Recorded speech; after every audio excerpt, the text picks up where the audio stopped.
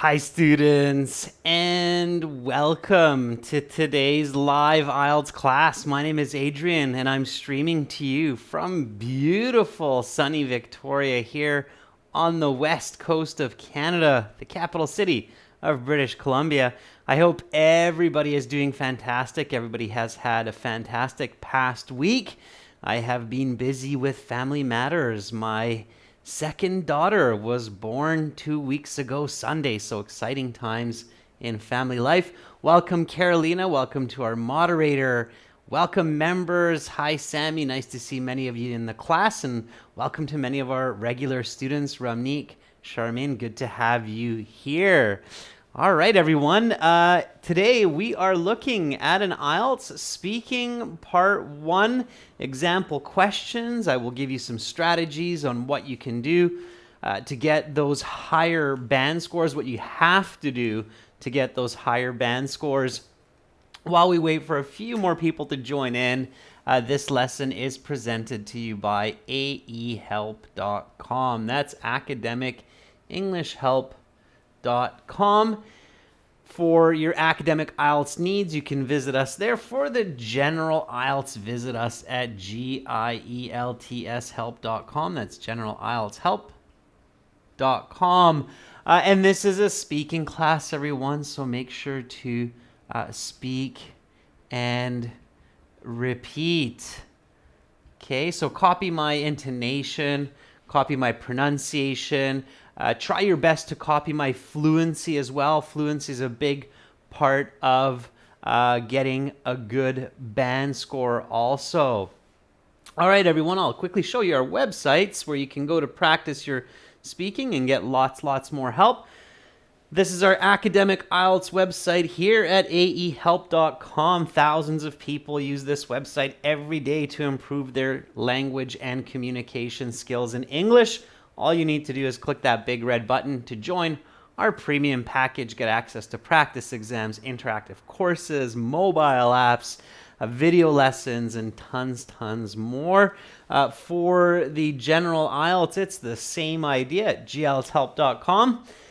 We separate the academic and general into two web portals. It makes sense. You should only study for one, not both.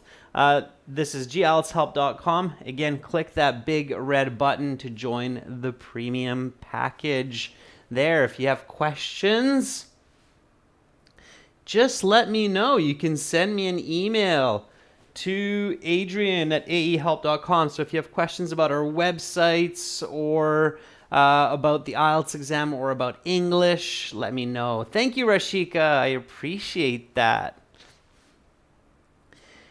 Students, as I said, we do have apps. Check out Academic IELTS Help from your Google Play or Apple App Stores, General IELTS Help. You can link those to your websites to have some integrative study. And this week we do have a full week of lessons. So I will be here tomorrow as well with Task 2 writing for members, some reading for everyone.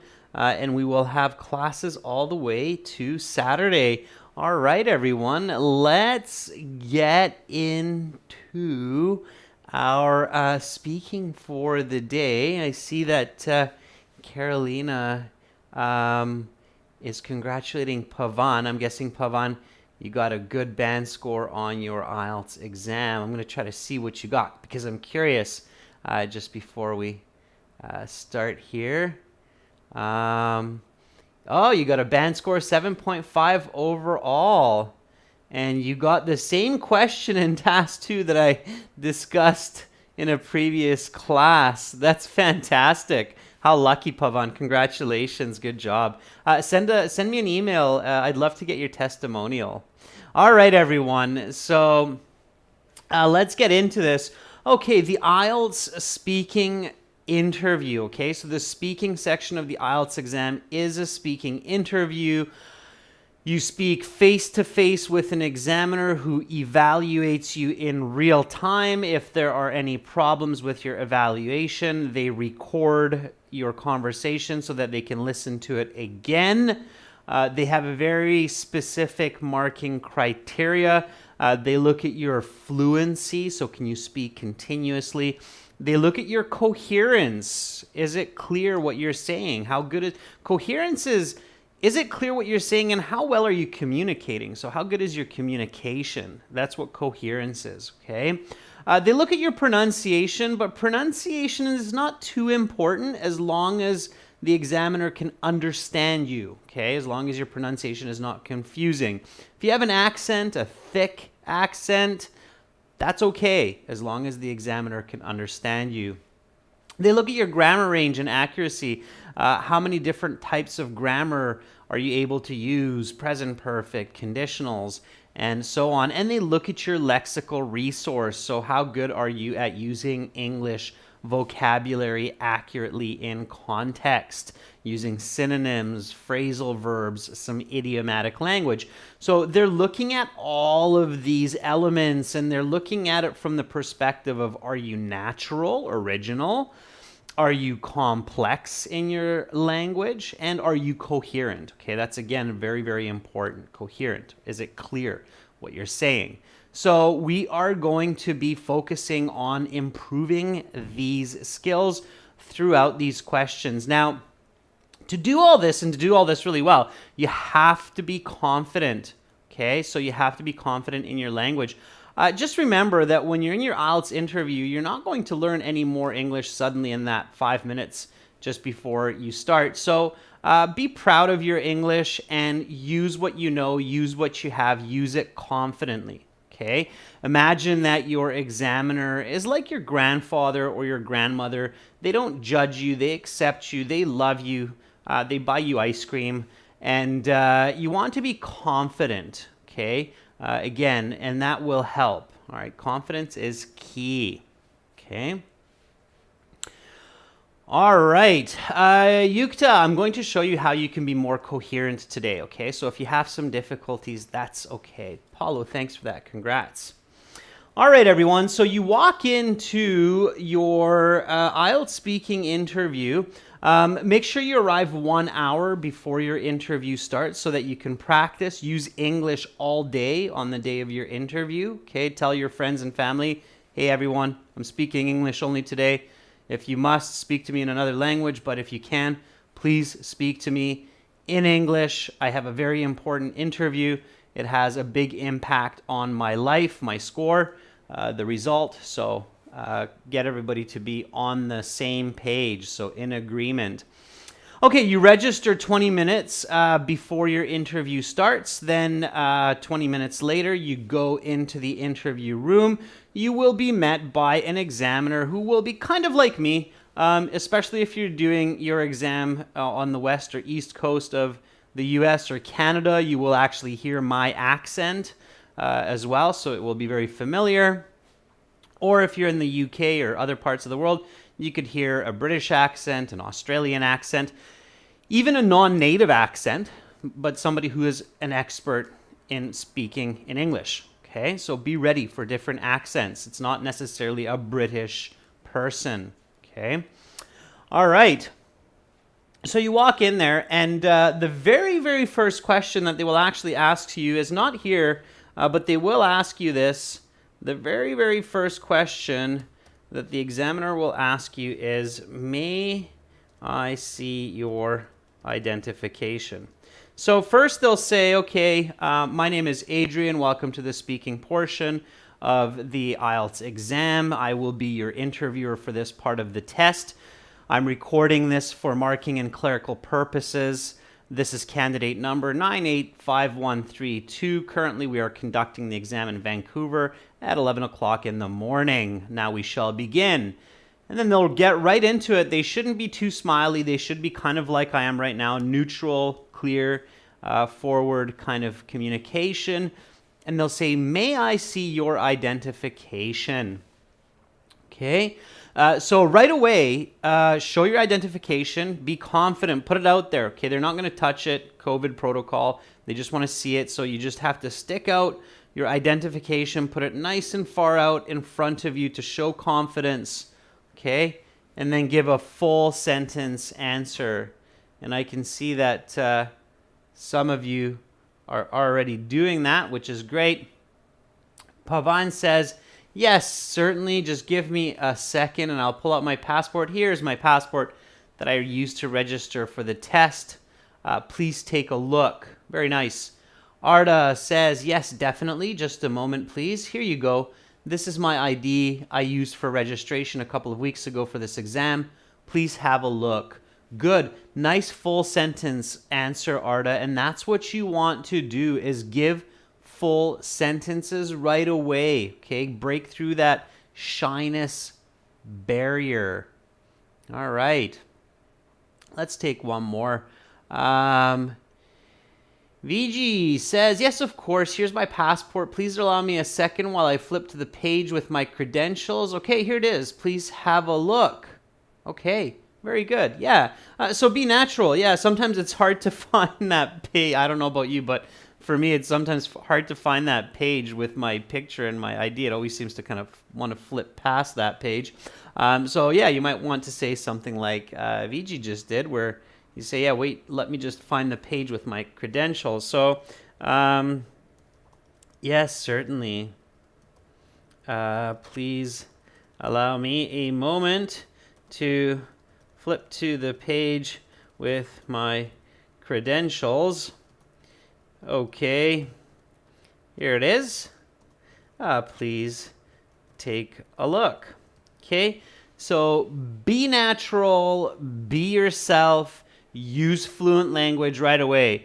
Don't just go sure and then stick it out. Okay, people generally don't do that. Okay, I don't know about you, but even if I'm traveling and a customs officer asks to see my passport, I don't just go sure and do this. It's kind of sketchy. All right, why are you so nervous? What are you hiding?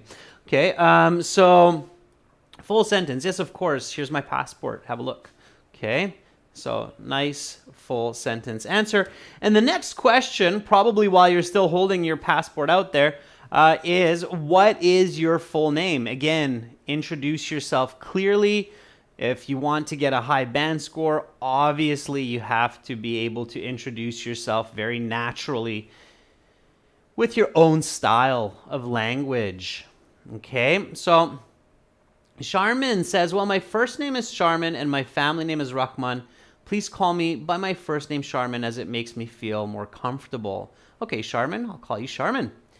Sammy says, my full name is Siva Sankar and my surname is Pulavarthi. Please call me by my nickname, Sammy. That's what my mates call me. Very good. Yeah, mates, kind of British, Aussie type of speaking. It's good. It works. Okay.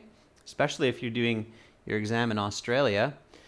Hans says, my full name is Gregarious Hans Andrianto. My friends call me Hans, but some of them call me Andre.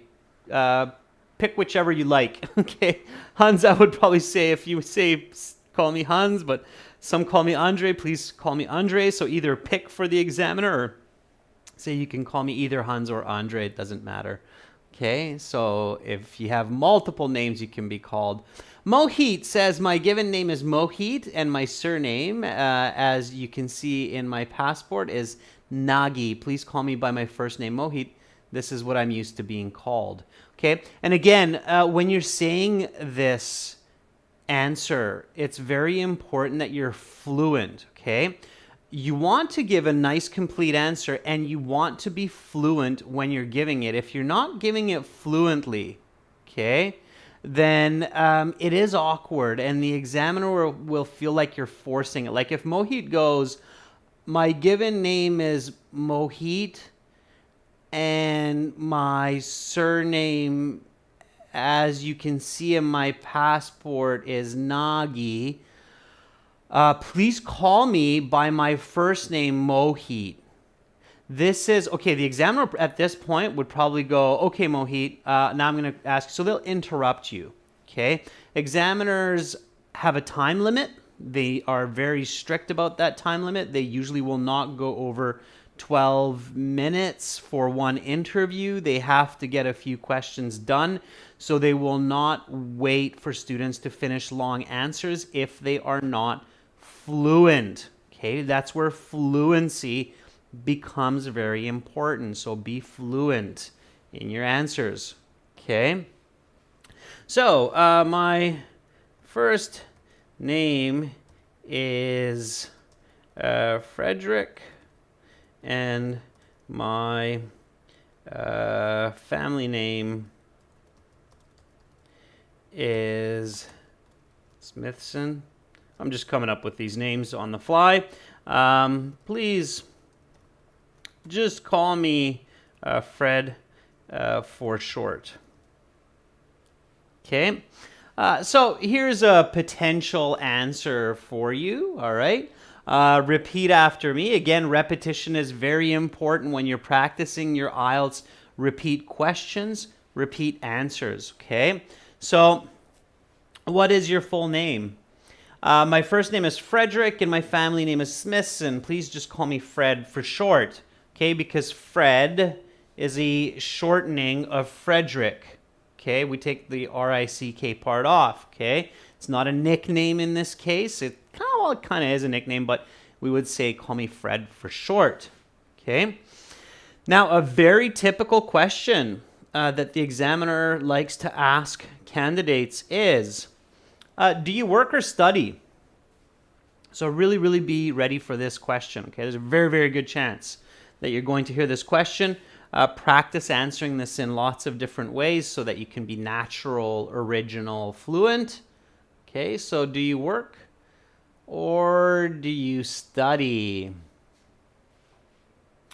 All right. Charmin says, well, I both work and study. Currently, I have been employed as an emergency medical officer at a private clinic, which is located at the Dhanmondi Road in the Central Dhaka Division, as well as I'm studying for this IELTS exam to continue my medical degree in university. Okay, Charmin, I can see that you're finishing that idea. It's very good. You're using some nice natural language, giving a complete answer. And I love how you're using the present perfect passive. So Charmin saying, I have been employed as an emergency medical officer, have been employed by the hospital, by the employer. The examiner will catch that kind of grammatical range. Absolutely. Okay, so it's good to show it, and it's good to show it early on. All right. Okay, Ramneek says, currently I'm a student. I just cleared my 12th grade, and I'm going for admission at a reputed institution in the United States or Canada for higher studies. Ramneek, it's not bad. The language use is a little bit awkward, so I wouldn't say I've just cleared my 12th grade. It's more natural to say I've graduated from high school, okay? So currently I'm a student. I graduated from high school and I'm now transitioning into university. My plan is to gain admission to a reputed institution in the USA or Canada. Okay, that would be a little bit more natural, right? So again, careful with natural language. Okay. QWERTY UIOP says, neither. I'm just planning to continue my education, so I'm going to study in a foreign country.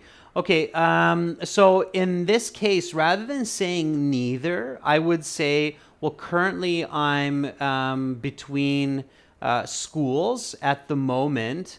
I'm taking some time off to spend with friends and family and to enjoy my hobbies before continuing my higher education in a foreign country. Okay, so again, you want to express that even if you're saying neither. Don't just go neither, stop, right?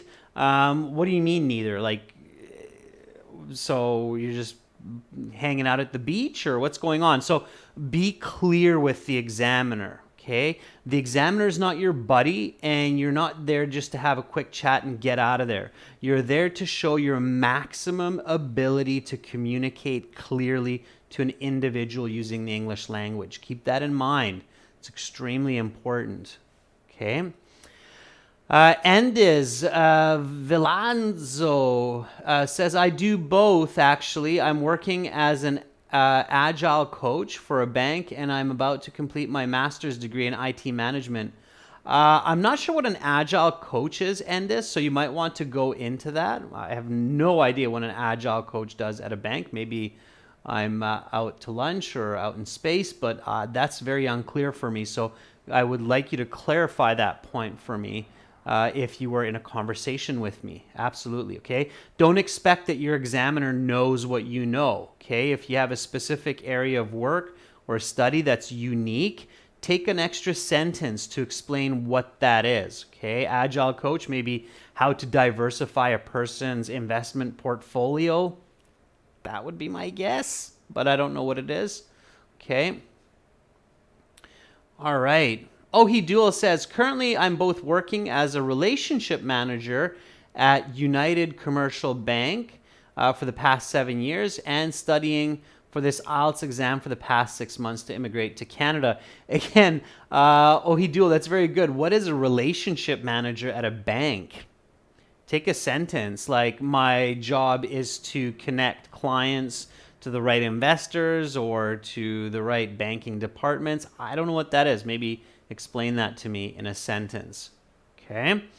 All right. So do you both work and study? Or do you work or study? I both work as an English teacher, and I'm also studying my master's in educational psychology.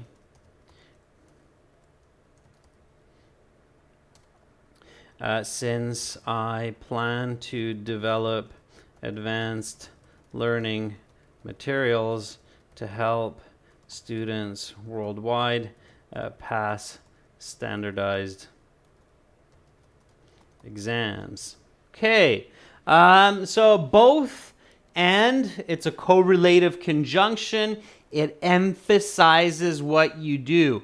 Be very, very familiar with your conjunctions, students. So you have your coordinating conjunctions, your correlative conjunctions, and your subordinating conjunctions. Make sure you know all three of these, and you can use them effectively in your speaking and in your writing.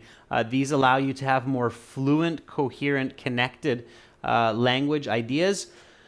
So make sure you know them. I can't go into that because each of those could be a full class on its own, but be familiar. If this is the first time you're hearing coordinating, correlative, subordinating conjunctions, look those up. Okay, I'll give you a note here at the end before we do our repetition. So be proficient in using coordinating, correlative, and subordinating conjunctions. Okay, if you're not familiar with these, you can find out more about them on our websites as well. We have lots of lessons for those at ahelp.com and gieltshelp.com. Okay, so check that out. All right, here we go, everyone. So repeat after me. Do you work or study? I both work as an English teacher, and I'm also studying my master's in educational psychology, since I plan to develop advanced learning materials to help students worldwide pass standardized exams. Answer, explanation. Okay, what I do, why I do it. And in many cases, you want to include an example as well. That's a great way to build fluency. So answer, explain, example. Build it up, build that fluency. Okay, what are you doing? Why are you doing it? All right, next question, everyone. Keep going. I'm seeing some great answers in the chat, and that's lovely. So keep pushing forward. Make sure not to just type, but also speak, right? So speak, speak, speak. Okay. Next question. What do you do at the weekends? Okay, what do you do at the weekend? Again, it's a very good chance you might get this question. So what do you do at the weekends? Give me a nice full sentence for this one. All right. So Anant Bhatia says, I usually spend time writing poems on nature and everyday life, or else I'm just hanging out with my friends in the neighborhood. Anant, that's great. Yeah, poetry. What a nice way to spend your free time. Maybe give an example. Did you write a poem about the mountains that you can see from your bedroom window this last weekend. So give me an example, or the tree in your backyard or in your garden, or the roses in your front yard.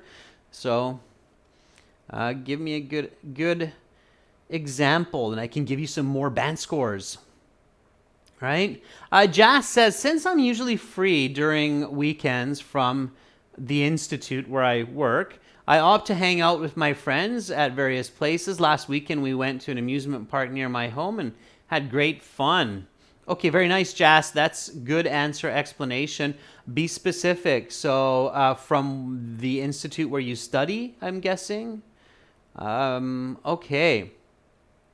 And only once, Jas, okay? Only put it in once. Please don't copy, paste, and spam. Okay? Deepika says, since I'm a doctor, I generally have to go to work during the weekends as well. But when I don't, I spend time on YouTube watching videos and also studying a little bit, updating my medical knowledge. Deepika, I'm sure that your patients appreciate that studiousness even in your free time. I know I would. So that's really nice. Okay, only one, students. Mohit says, well, after a hectic work week, on the weekends I hang out with my friends. That helps me to refresh for the following week. Just yesterday, I went with my friends on a long trip to Mahal in Jaipur. Okay, Mohit, not bad. I did make quite a few corrections to your language choice and grammar in real time. So really pay attention to that, okay? You want to have natural language, Mohit. All right? And students, one really important skill to master for the IELTS exam is quantitative paraphrasing, okay? So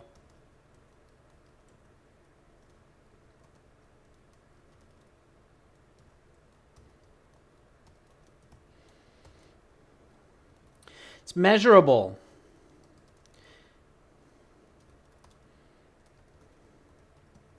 It's a very good skill to master for communication and for better band scores on the IELTS. Okay. So when we talk about the weekend, for different people, it's at different times. I know that in some cultures, some countries, the weekend tends to be like Friday, Saturday. In some countries, it tends to be Saturday, Sunday. So you want to be really clear here. Well, on Saturdays and Sundays, I usually have a bit of free time. I'd say an average of 8 hours or so. The rest I spend with homework. But during that free time, I like to hang out with my friends or pursue my hobbies. I'm an avid poetry writer and I play the piano. Just this past weekend, I was learning a new jazz song. I was learning to play a new jazz song. Or jazz piece. Okay. So, that's your answer, explanation, example with that quantitative language, okay? So what do you like to do at the weekends? Well, on Saturdays and Sundays, I usually have a bit of free time. I'd say an average of about 8 hours or so each day. The rest I spend with homework, but during my free time, I like to hang out with my friends or pursue my hobbies. I'm an avid poetry writer, and I play the piano. Just this past weekend, I was learning to play a new jazz piece. Okay, nice and fluent, right? And giving that quantitative language, that is what's considered a Band 9 response. Lots of clarity, lots of detail, lots of fluency, and staying really specific to the question. Okay, that's what you want to do. All right, and then once the examiner has kind of asked you these icebreaker type questions, they will get into a more specific but still general topic for part one, and it will be about you. Okay, so this is about you. Numero uno, you, yourself, and you. So talk about yourself. Don't talk about people in general. And then they'll say something like, let's talk about transportation. Okay, let's talk about transportation. So transportation, immediately you should be thinking car, bus, train, plane, bike, motorbike. All of these ideas and words should be coming into your mind. You should be thinking infrastructure, railways, subways, waterways, roadways. Okay. And then the examiner will ask you a question like this. Do you know how to drive a car? Okay, could be the first question they ask you. Do you know how to drive a car? Give a nice full sentence answer for this one. So, okay. So, do you know how to drive a car? Rahul Preet says, to be honest, I don't know how to drive a car, but I'm definitely looking forward to learning this skill. I've made a future plan to take some driving classes in my upcoming winter vacation from my work. Okay, Rahul Preet, now that's a good answer. I would also include why. So why do you want to learn to drive a car? So what's the reason behind it? Okay. June says, yes, I do. I've been driving for about 10 years and I enjoy sitting behind the wheel. Here in Alberta, there aren't a lot of options for public transport as like other larger provinces like Ontario or BC. So it's really convenient to commute with my personal vehicle to go to work or to hang out with friends. This morning I jumped into my Benz C300, played my favorite music, and drove for about 20 minutes to get to this exam. Okay, June, not bad. A couple of corrections. It's nice fluency, lots of quantitative language, just a few slight corrections to make it more natural. Okay. All right. Arta says, I'm by no means an expert driver because I'm 16. However, I have experience driving my father's car a month ago, and I've started learning to drive with my dad, who is really good, who's a great driver. Okay, Arta, that's a nice answer. I like how it's original. Okay, so you don't maybe have your license yet. Do you have your learners? So you can say, I have my learner's license or my new driver's license. Okay. In Canada, it's a graded system. So you have a learner's license, a new driver license, and then a full driver license for your vehicle. Andre Alves says, I know how to drive a car and I enjoy having this possibility to drive to places with my family. Okay, Andre, how long have you been driving? Why do you enjoy driving? How does it make your life easier? So think about these questions. When's the last time you drove? All right, here you want to shine with your grammatical range and accuracy. All right. Okay. So again, students, use the questions in your answers and always consider putting in that complex grammar, right? So in part one, when you're being asked about your experience, when a question asks about your experience, you should use the present perfect grammar. Okay. So, for instance, yes, I do know how to drive a car. I have been driving for the past 20 years. I got my license when I was 17. Although I drive quite a bit, I'm not a big fan of it, as I find it boring and stressful most of the time. This morning, I was stuck in traffic for half an hour coming to this, or instead of saying coming, driving to this exam. Okay, so answer, explanation, example. Okay, and I'm kind of coming up with this. I mean, I do somewhat enjoy driving, so this is just kind of fictitious information. You don't have to tell the truth in IELTS. You just have to be a good communicator. Okay, good, clear communication. Repeat after me. Do you know how to drive a car? Yes, I do know how to drive a car. I have been driving for the past 20 years. I got my license when I was 17. Although I drive quite a bit, I'm not a big fan of it, as I find it boring and stressful most of the time. This morning I was stuck in traffic for half an hour driving to this exam.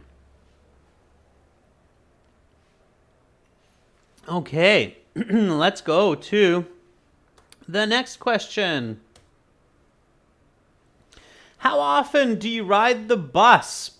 So again, pay attention to that present perfect.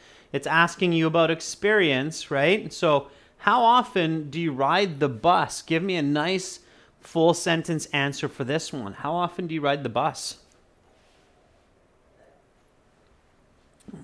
So let's see. Charmin says, well, before this pandemic, I frequently rode the bus. I would say at least 3 to 4 times a week to reach my clinic, as it is about 1 kilometer from my apartment. But nowadays, I use Uber car or bike, as it is safer. Okay. Lucas says, well, I frequently use a bus not only to commute from Monday to Friday to school, but also to travel in my labor-free time. Just last weekend, I went to Toronto and spent some time there with my friends. Okay, so Lucas, are you saying that you use both the intercity and inner city bus? I'm guessing, right? Like the local buses and the intercity buses that go from one city to another. Okay. Wyatt says, in fact, I seldom travel by bus just because it often takes ages to get to the destination, even though my friends are keen on choosing the bus. However, I took a bus this morning to get to this exam. Okay, Wyatt, not bad. I really like your use of idiomatic language, saying takes ages to get to the destination compared to driving your car, right? But I'm not sure where your friends come into the picture. We're not talking about your friends. Your friends are keen on choosing the bus is a bit awkward in your answer, but the idiomatic language is nice, okay? So up on one side, down on the other side. Try to be up on both sides, okay? So avoid awkward language, all right? Natalie Nikiforova says, I hardly ever ride the bus because it's really inconvenient, especially when I move around the city with my kids, so I prefer to drive. Yeah, with children, the bus is definitely a little bit more inconvenient. Don't say when you move around the city, when I move around the city, okay? Keep it all personal, Natalie. Remember that. Avoid the word you during the IELTS exam, okay? Suman says, to be honest, it's been a very long time since I've used the bus. I'm not comfortable traveling in a bus with so many strangers. Okay, Suman, that's very good. A little bit more explanation and use the present perfect since I've used the bus, okay?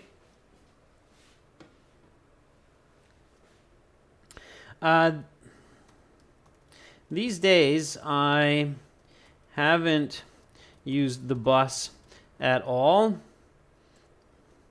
not only because of the pandemic, but also because I recently purchased a new car, so I haven't had the need to use public transport. I'd say the last time I used the city bus was about 2 years ago to get to school. Okay. All right. So notice all the fancy language, the present perfect, the modal language, I'd say. Okay. So here we go. Repeat after me. How often do you ride the bus? These days, I haven't used the bus at all, not only because of the pandemic, but also because I recently purchased a new car.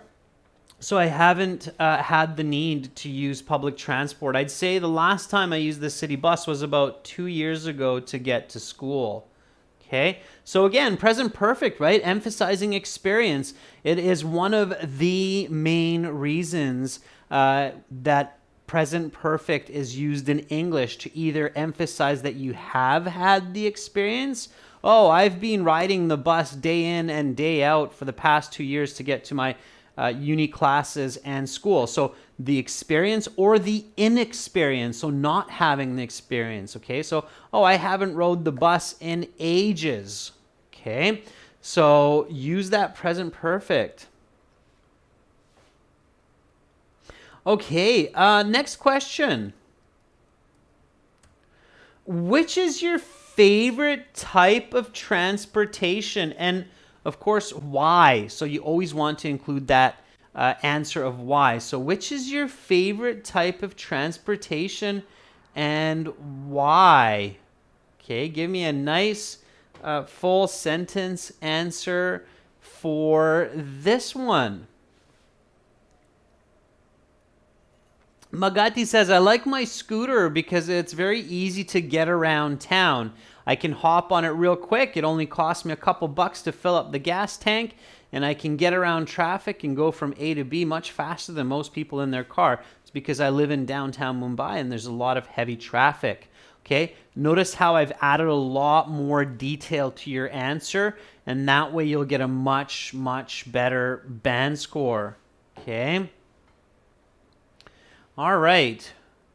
June says, among all the public transit available, I'm particularly into bicycles. As an avid cyclist, I find pedaling more immersive than driving. I can feel the breeze, hear the birds singing, and smell floral scents while working up a sweat, kind of killing like two birds with one stone. Okay, June, I feel the idiom there is a little bit forced. You're probably killing way more than two birds with one stone because you're getting exercise, you're taking in the scenery, you're helping to reduce pollution. Don't force idioms. Okay, it's unnecessary. You have a band 9 answer even before the idiom, so don't force those idioms in there. Okay, only when it's natural. All right. Bicycles aren't necessarily considered public transit, so be careful with the use of words here. It's just transportation. It's not public transportation, right? It's your favorite type of transportation. It could be rollerblades, right? It's not public transportation, so careful, but otherwise an extremely good answer with great use of vocabulary. Okay. All right. Let's see some more. Lots of answers coming up. Okay. Rashika says, I prefer my car more than any other type of transportation because it is convenient and provides a lot of protection, especially when I'm traveling long distance. Last week, I moved from Washington to Arkansas with my car. Oh, Rashika, wow, what a move. I wonder if that's true. Yeah, so that's a good answer.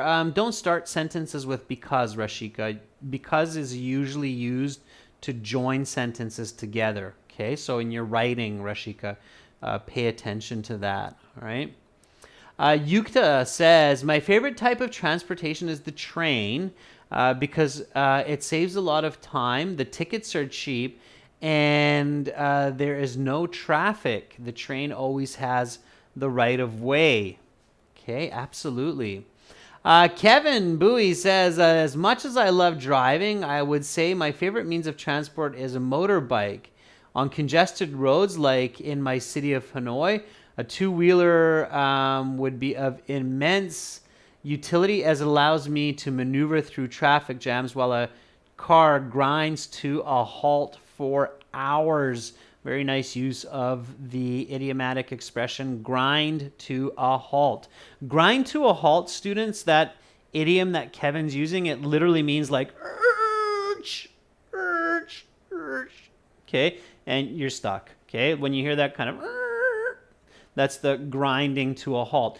When a train uses its brakes and it starts to slide and squeal and squeak, the train grinds to a halt. I believe that's where the idiom actually comes from, is the train's wheels catching the tracks and grinding metal to metal, grinding to a halt. Okay, you can use that in non-physical context as well. So a project can grind to a halt, or a business can grind to a halt. So they started a new restaurant, but funds and investment dried up, so the restaurant development ground to a halt. Okay, so you can grind a business to a halt as well. Okay, well, if I had to choose, I would say that my favorite way to get from point A to point B is by plane, especially for long distances, because it is quick. I get some delicious food on the way, and the scenery is just amazing from 30,000 feet in the air. All right. Again, doesn't have to be the truth. You can choose whatever you like. It just needs to make sense and use good language. Here we go. Repeat after me. Which is your favorite type of transportation? Why? Well, if I had to choose, I would say that my favorite way to get from point A to point B is by plane, especially for long distances, because it is quick. I get some delicious food on the way, and the scenery is just amazing from 30,000 feet in the air. Now, some of you might argue that point about delicious food, but hey, I like airplane food sometimes, I guess. IELTS does not have to be the truth, okay? So if you think that airplane food is delicious, by all means, let them know. Okay? All right. Here is the next questions. Okay, or the next question. Where can you catch the nearest train in your area? Okay. Where can you catch the nearest train in your area? Okay. Again, give me a nice full sentence answer for this one. All right, lots of answers coming up. Great to see that. Okay, why it says, well, I'm not sure, as I don't travel by train very often, but as far as I know, there is a train station near my home, so I guess it's where people would get the train. Okay, why? That doesn't give me a lot of clarity, but sure. You can come up with an answer too, why. It doesn't have to be the truth. So you can say, well, I'm not sure. I don't travel by train often, but if I'm not mistaken, there is a train station about 10 kilometers south from my apartment called the Grand Central Station, where people can catch trains to other cities or countries. Okay, so you can come up with the answer. Lee M says, I prefer the metro rather than any other. Okay, that's for the previous one, Lee. Let's see. Raj Kumar says, yes, I would say my nearest train station is Vellore because I can get there in about 10 minutes. It's walking distance, and this station is connected to most of the places in the southern and northern regions. Okay, has lines connecting to those regions. Okay, Lucas says, I prefer using a bus. That's still for the previous one. Okay. All right, Noma, thank you for that feedback. That's fantastic. And I can't read the Cyrillic, but I can read your answer. So actually, the train station is located somewhere from 5 to 6 kilometers from my place. So just about 30 minutes by car, I can get there. That's a bit weird. 5 to 6 kilometers should not take you 30 minutes by car unless you have a lot of traffic on the way, I assume. Okay, Sarah says, you can catch the train at the only station in my city which is located in the city center. The bus can take you there and you'll arrive there in about 20 minutes from my home. Okay, Sarah, so be specific there. All right, very good. Sudasai says, if I want to travel by train, I must drive 2 miles to reach the nearest railway station. It's connected to many of the inter and intra-city stations. Very good. Okay, nice. All right. So the nearest railway station from my home is roughly 20 kilometers away, about 20 minutes by car.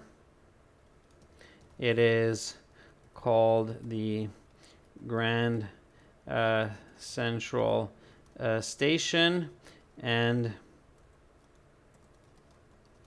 it has railway lines going to many other major cities on Vancouver Island.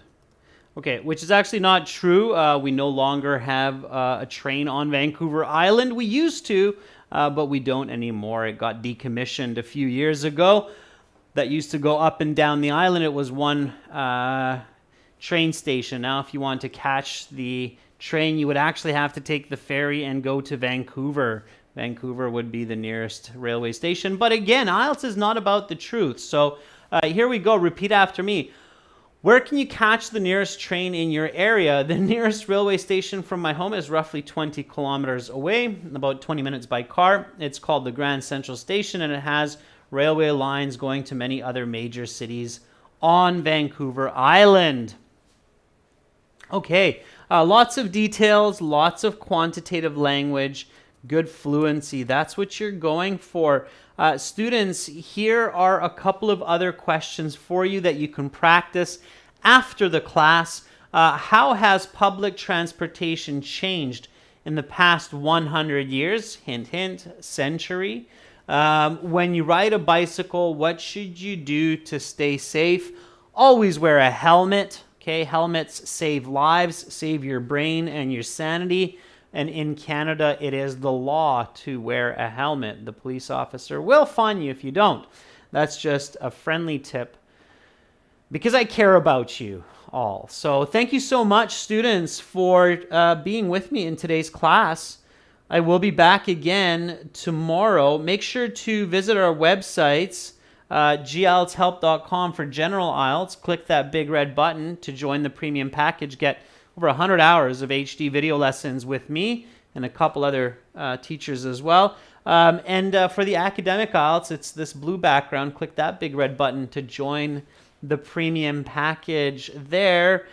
Tomorrow, I will host a class starting a task 2 writing for members, and then we will have a reading class for everyone at this time. So make sure to join me tomorrow. You're very, very welcome, everyone.